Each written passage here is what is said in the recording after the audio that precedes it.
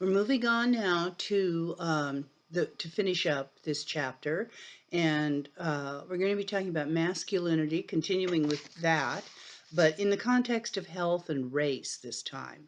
And so that give 'em hell ideology that we just finished talking about a minute ago, it can present more or less and different kinds of risks for different types of men. So in that context, class, race, and masculinity often intersect in the area of work and labor.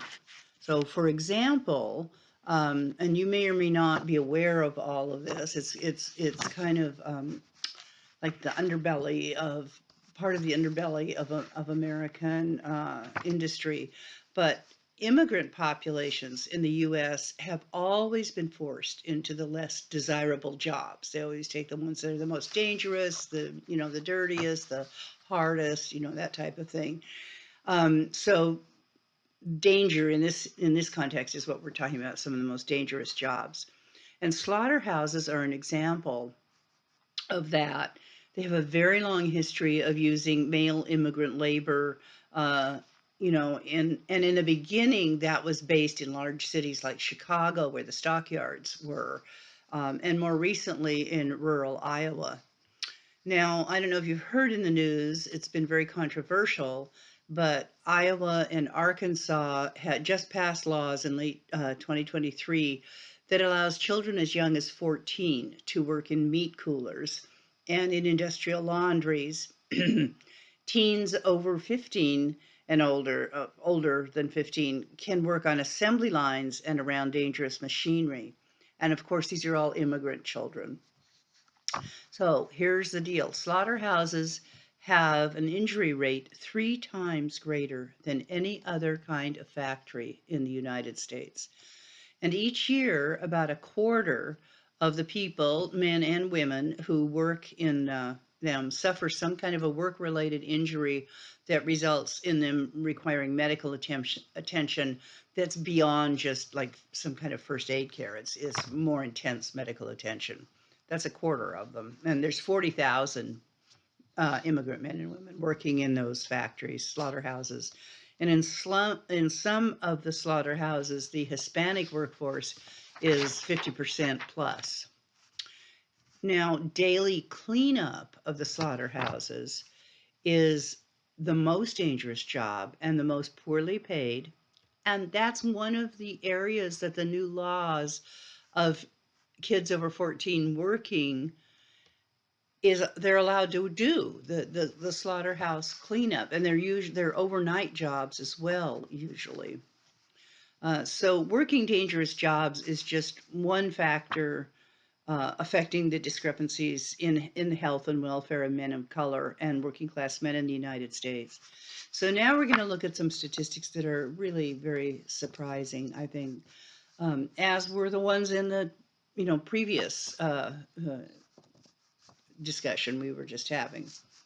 So the life expectancy of Black men living in Harlem, which Harlem is 96% African American. So the life expectancy of Black men living in Harlem over the age of 40 is lower than for men living in Bangladesh. Bangladesh is one of the most poorest countries in the world. Being in an African American male body can be a dangerous proposition, as we all know from the horrendous news stories we are aware of, because they can be viewed as dangerous. Just walking down the street, um, you know, going in the wrong door, as that very young boy was shot. Going to the wrong door to pick up his cousin who is supposedly there. So. Uh, these stories we've seen recently just validate all of these horrible statistics. So, of course, many Black men have learned how to monitor their actions, their presentation of self in situations like being pulled over by the police. They get the talk, as it's called, when they're young about what to do. You always keep your hands visible. You always tell the cop what you're going to do before you do it. You don't make a move, for instance, to open your glove compartment to get an insurance card or something without telling them what you're doing. You have to be very, very, very careful in all physical actions that you take, and eye contact and a variety of other things. So we've seen previously that masculinity itself leads to more risk-taking behavior. And the first way, that being a man, just being a man can be dangerous is to your health, as we've seen. The second way is that men don't, they tend not to seek help for their health problems. They suck it up, right? And they won't admit that they need help. So, and they often fail to employ the kinds of behaviors necessary for maintaining health. So, what they eat, what they drink, exercise, that type of thing. They're much more likely to also stop taking medications that are prescribed for them for things like high blood pressure. And of course, while they're not taking their meds for high blood pressure, they're also under more stress, Black men, than the general population. There's been some research that shows that Black men are under greater stress to a large extent than any other demographic of the population in the United States. So although women tend to suffer from chronic diseases, things like anemia and migraines, arthritis, diabetes, thyroid disease, those are not generally life-threatening diseases. There are medications for them. There are lifestyle changes you can make. Uh, but when it comes to the most life-threatening diseases, men take the lead over females. The male to female ratio for heart disease as a cause of death for different age groups is very dramatic. Among those 24 to 44, the ratio of female to male deaths from heart disease, and the ratio men to women, 283 men to every 100 women die that have heart disease, die from that disease in the ages from 24 to 44. So for men, it's almost 3 times the number between those age ranges. And just in general, men are more likely to die from heart disease more often than women. And they're also at risk at greater rates of dying from every type of cancer except for breast cancer. And rather than these statistics showing that men are genetically weaker than women, which is not true, the more likely explanation is the particular demands that masculinity places on men in countries like the United States. The Jackson Katz film, Tough Guys, the little clip that I put up for you, describes this in greater detail, and a man doing this work talking about it. Because for a man in America, often, to admit you're sick and to seek help is internalized and interpreted as a sign of weakness. Well, what was one of those major messages men get? Be sturdy as an oak. Don't show any weakness, right? And then because depression is considered, quote, feminine, men are less likely to seek help for that disease. ADHD is another area, neurodiversity, where there are major differences in how problems present differently in males and females. Young boys and young men with ADHD tend to act out in ways that are disruptive more than females with ADHD are. And so it's that disruption that causes so much of the over-medication that happens with men and with young boys and later with men with ADHD. Well, now let's look at women in health. And I put up a couple of things for you about that as well. Women, this section refers to women, doctors, midwives, and hormones. So gender is also very, very important in how we take care of our bodies, and to the practice of medicine and healthcare, and how those bodies get taken care of, and the stories we tell about them in the medical system. So one of the things to think about is, well, how did people get medical care or health care before there were such things as doctors labeled that? Well, in the beginning, uh, the medical schools that existed in the United States in the late 1800s and early 1900s were just bogus. You could practically just buy, a diploma from a medical school. There were very few that really had any basis in science, and that taught legitimate ways of managing diseases and helping people with them. And it wasn't until 1910 that something called the Flexner Report, that's a man's last name, Abraham Flexner, who was sent around to assess many of these schools, and most of them were awful. The ones that were okay were then certified, and so that's how actual medical schools began in the United States that were legitimate medical schools. And at this time, of course, doctors were virtually all male. Uh, so, that's one aspect. Women didn't like going to male doctors for I think somewhat obvious reasons, many reasons, and had not traditionally, because traditionally healers had been women, okay, and midwives in particular. And so I do want to let you know that in the 15th and 16th century, if you don't know about this, called the Burning Times, most of the women healers, midwives in large swaths of Europe were burned at the stake as quote witches. So that was the beginning of the shift.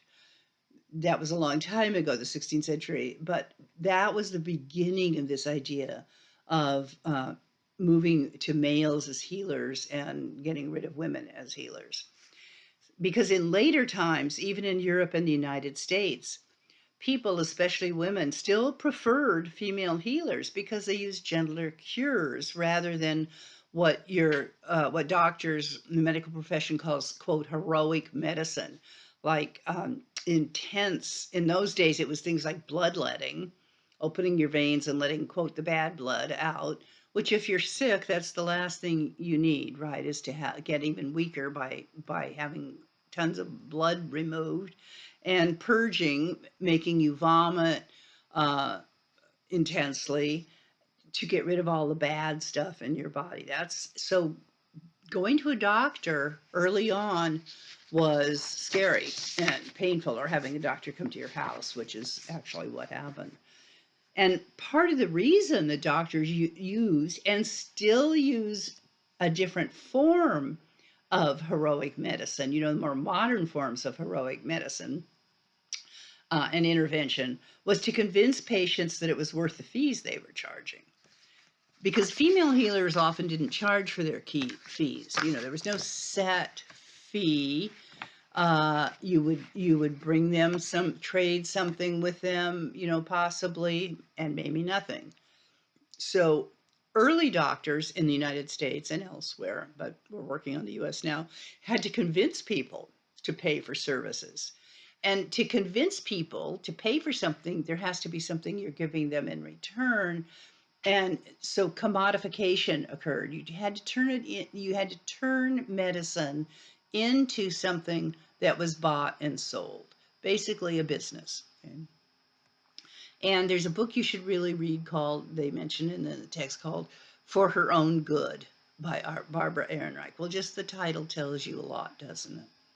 So the last territory that women healers claimed was childbirth. And as recently as 1900, 50% of the babies in the United States were delivered by midwives.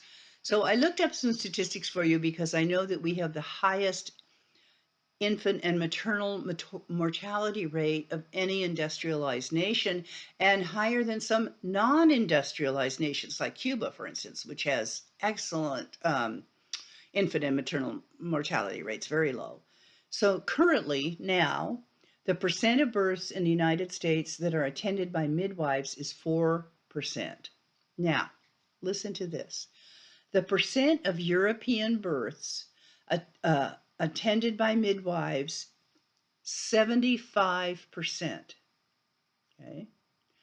The number of European countries, Great Britain, France, Germany, the Netherlands, Belgium, Denmark, Sweden, Norway, and Finland, all with over 75% of midwife attended births. None of them have higher perinatal mortality rates and infant mortality rates than the US. Okay. None of them have anything that's higher. In fact, they're quite a bit lower if you want to explore that. So between 1900 and 1930, midwives were basically eliminated in the United States, and it made medicine, particularly women's medicine, women's health, a distinctly male profession for the next 30 to 40 years. That's changing now. I put up another short clip of a much longer film called The Business of Being Born for you to look at. So that's childbirth. We could do a whole class on that. What about menopause? Well, it's what's called a cultural disease, because many cultures have absolutely no word for it. They have no symptoms associated with it.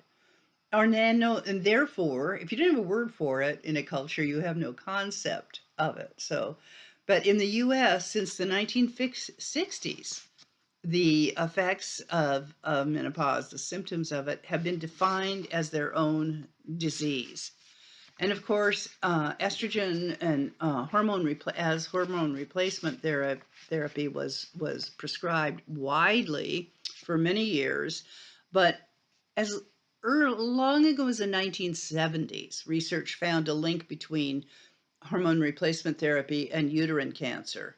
So some women and doctors stopped using it, but it's still, as I'm sure you know, widely used today.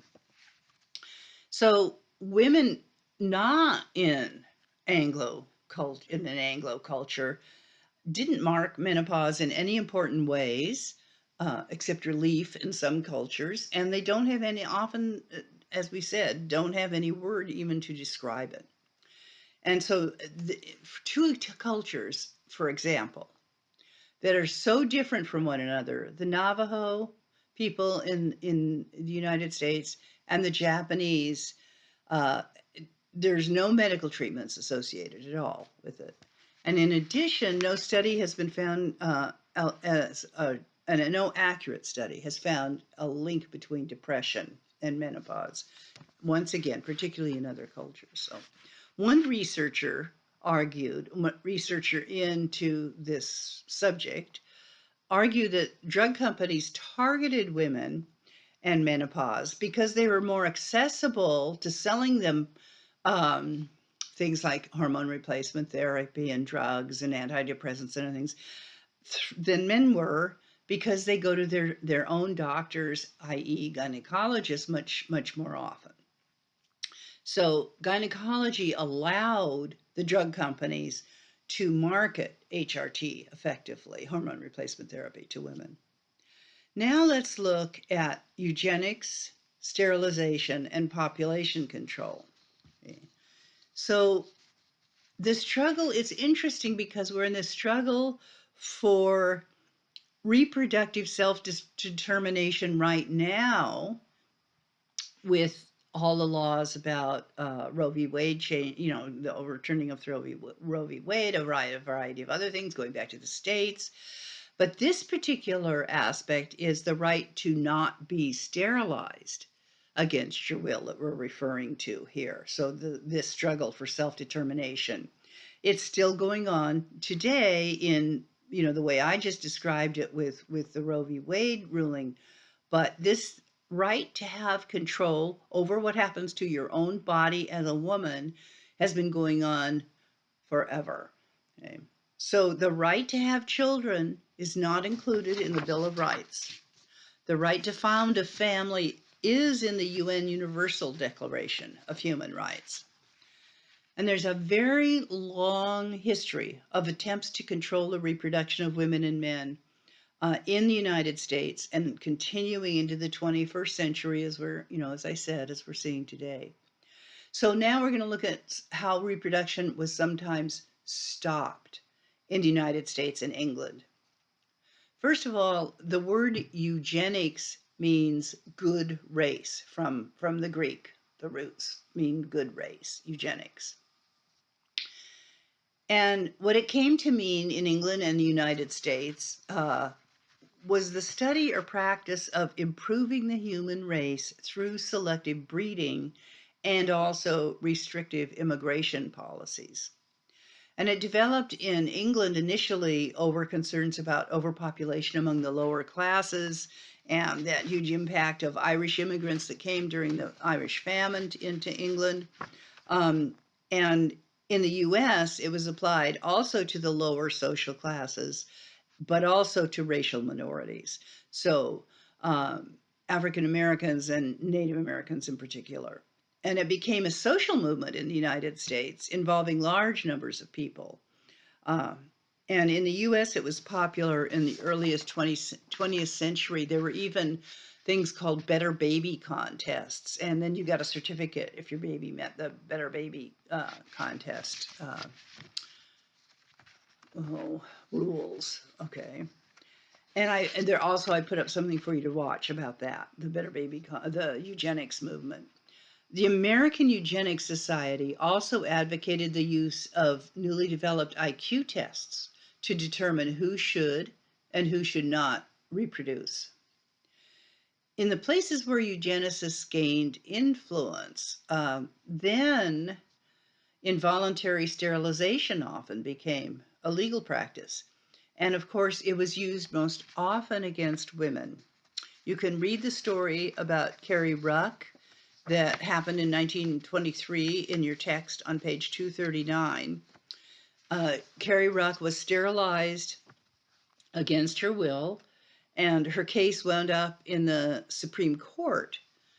And the Supreme Court in 1923 upheld the right of a state to engage in eugenic, good race sterilization. So in 1928, 23 states had sterilization laws. And as recently as the 1970s, the Indian Health Service doctors sterilized women, often without their consent or knowledge. This also happens in prison. It's also happened with migrant people coming that are in the custody still of the United States. So because of this history, women around the world, as you might imagine, are quite often quite suspicious of attempts to curb the population, birth control attempts and things for people around the world. Throwing like a girl. We're shifting gears here. So if you subscribe to the biosocial approach to gender, that approach says it's our bodies, at least in part, that give us gender. And it's true that, of course, there are some differences between male and females that are in our bodies. But does that relate or apply to throwing a ball? So this end of this chapter wraps this up by asking these questions, and there's much more detail in the chapter that I'm going to take time with today, but the point is that they're asking, why do women and girls throw balls differently, so many of them, than men do, than boys and men? And the answer, of course, is that we're not taught to. And generally, we also have less interest in learning how. We're less motivated to figure out an athletic throw on our own. So throwing is just one of the many ways that gender mediates the relationships we have with our body. We even have a very common saying about, you throw like a girl, right? And we all know what that means and what that implies. Because gender impacts the things we can do with our bodies, like throwing a ball or walking down the street without fear. There's another one, okay? It dictates the way we feel about our bodies through body image and the beauty myth that we discussed. It also influences the way we care for our bodies, as in the relationship between masculinity and health that we talked about. And really importantly, it also dictates the amount of control we have over what is done to our bodies, as in the case of hysterectomies and other reproductive rights.